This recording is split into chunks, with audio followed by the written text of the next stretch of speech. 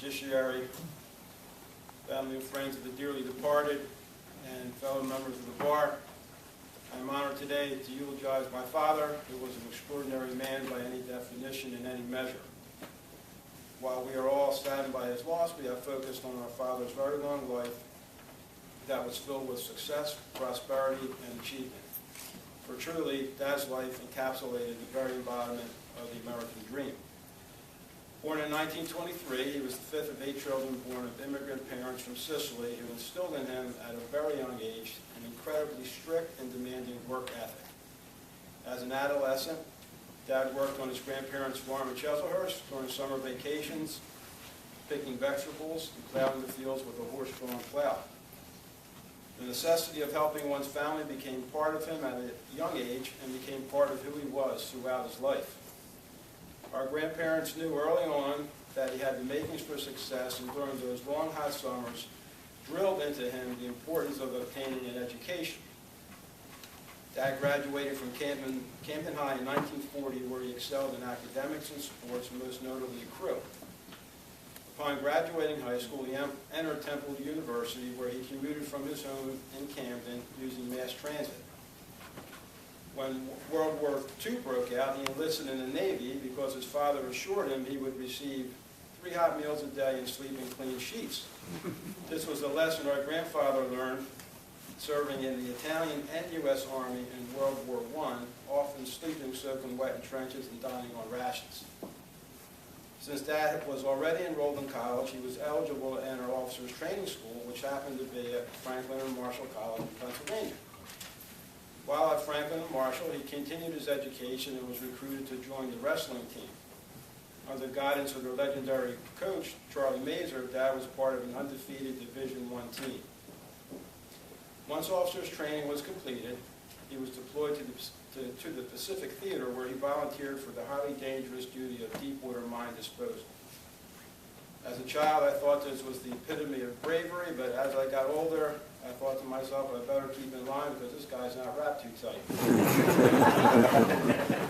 He rose through the ranks, spent his time serving his country, and was honorably discharged from the Navy as lieutenant commander of a mine sweeper. With the conclusion of the war, he returned to Temple, completed his undergraduate studies in 1947. At that time, the Maressa family moved to Chislehurst from Camden and purchased a local bar named the White Horse Tavern, which is still standing today. Dad helped out the bar for a while and met one of the pretty young waitresses named Josephine Thomasone, which he eventually married. While he was not exactly sure of his career path, the future of his life was determined at least in part by a man named Tip Maiori. Tip owned a restaurant across the street from my grandparents, if you could believe Chislehurst had 2 restaurants at that time, and told him he didn't have what it took to become a state trooper. Later, we actually learned that Tip told others Dad would never become a state trooper because they would not let Italians in the state police at that time. With his characteristic determination and passion to conquer adversity, he was admitted into the State Police Academy in Trenton, where he slept in a tent while receiving his training. While in training, he joined the boxing team and became one of the top boxers in his class. During that time, he continued his courtship with our mother and married her in 1948. The reception was held in the backyard of our grandparents' farm. Upon graduating from the State Police Academy, he was stationed in Port Republic, where he patrolled Route 9 from Tuckerton to Port Norris on a motorcycle. This was the pre-radio era, so Dad had to check into the barracks periodically by using a payphone. He also had to sleep at the barracks with the other troopers and was permitted to go home on the weekends. Always a personally motivated guy, Dad knew a future in the state police was not for him when he was admonished by his superiors for writing over 20 tickets in 1 month when the average for his peers was only 5. Dad was always intrigued by the FBI and had been contemplating a career with the Bureau. At that time, an applicant had to either be an attorney or CPA, so he entered the South Jersey Law School in Camden with the intention of becoming an FBI agent. He graduated, passed the bar in 1953, and had some preliminary meetings with the local office of the FBI in Philadelphia, only to be told there were only openings in a few Midwestern states. This was not very appealing for him, so he obtained a position as a law clerk with Gene Mariano. Always the consummate businessman, he learned the ropes quickly and began honing his skills as a trial under Mr. Mariano's tutelage. At some time thereafter, he opened up his own practice at 6th and Cooper, where he remained until 1971. His most notable case, which most of us lawyers know from studying torts and products liability in law school, was Santor versus A&M Caribbean Rugs, which he successfully argued before the New Jersey Supreme Court. Dad always had an interest in politics, which he inherited from his staunch Republican father. In the late 1950s, there was no room for a young, aggressive lawyer who wanted municipal work. So Dad, being industrious as he was, became a Democrat and worked feverishly recruiting candidates and running elections throughout the lower end of Camden County. He even purchased a local newspaper called the Times-Journal so he can control the press for his candidates. His efforts proved to be wildly successful, as is evidenced by the fact that he became solicitor of over 17 municipalities and school boards during his career. Over his almost 60 years in practice, he had many partners and associates, too numerous to name, probably close to 100 when you consider partners, associates, and law clerks, many of whom stayed with the firm for over 35 years. One of note is David Patterson, who is here today and is still part of the firm, basically running the firm as we know it today. The Maressa Law Firm was, in many ways, the proving ground for many young attorneys who got their opportunity to cut their teeth at the practice of law. The firm was commonly known as Maressa University. As he became a political force in southern New Jersey politics, he was asked to run for the New Jersey State Senate. He was elected in 1971 and immediately became part of the party leadership in Trenton. His colleagues selected him as the majority whip and made him chairman of the prestigious Judiciary Committee. This placed him in a position of significant influence.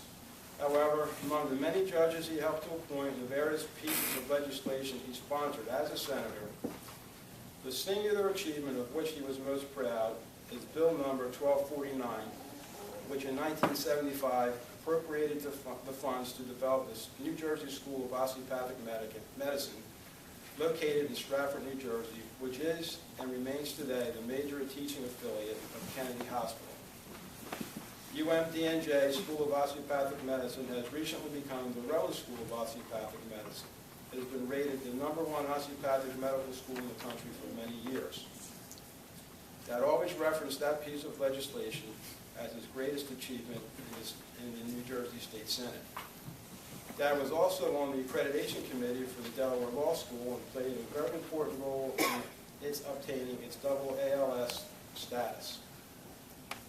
Abraham Lincoln once said, "Nearly all men can stand adversity, but if you really want to test a man's character, give him power." Without question, the record clearly shows that our dad used his power to help others. And I believe that is a great testament to his character, and it will always be his legacy. There are countless young men and women who will tell you they would never have been accepted into medical school or law school without his intercession. And I am one of them. His former partner, Mark Otto, named him the champion of the downtrodden, and there couldn't be a more fitting characterization. While managing his career in the Senate, his law practice, his various real estate ventures, and his family, Dad was also a trustee of the Kennedy Health System from 1976 to 2012, where he spent several years serving as their chairman. In retrospect, it was wonder he had time to sleep. He also served as legal counsel and chairman of the board of the New Jersey Savings and Loan for over 30 years, and also as a director of Covenant Bank. Dad was also the largest builder, manager, and owner of senior apartments in New Jersey under the USDA's senior housing program, amassing over 1,200 units during his career. It is no secret that he was extremely successful in business and politics, but what really defines him was his commitment and generosity to his family and friends.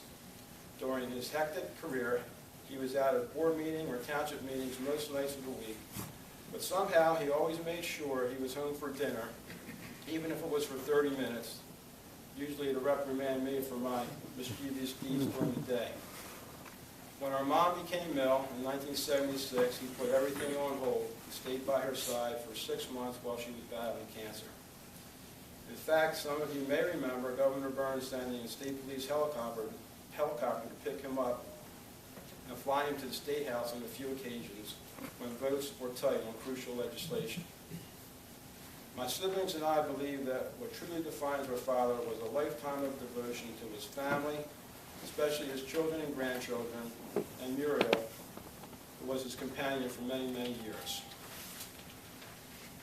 Dad never forgot his Sicilian roots, and he was truly a proud Italian-American with an unwavering sense of pride and privilege as a member of the New Jersey Bar.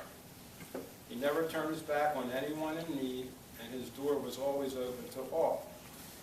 I am positive that there are literally thousands of people whose lives have been touched in some way by his generosity, whether it be financially, through his influence, or just as a lawyer helping out a friend. As I conclude my comments today, I ask all of you to pay homage to him by doing a small act of kindness for someone in need.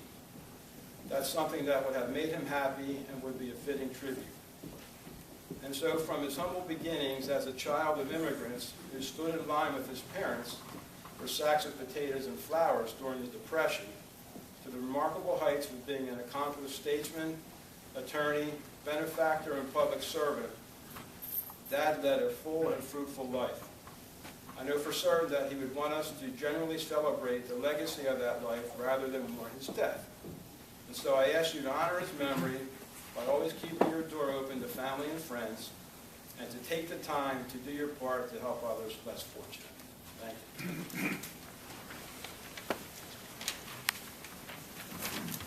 Thank you. Is Justin Frank here? Then I am pleased to bring to the podium Judge Mariano to honor John Mack.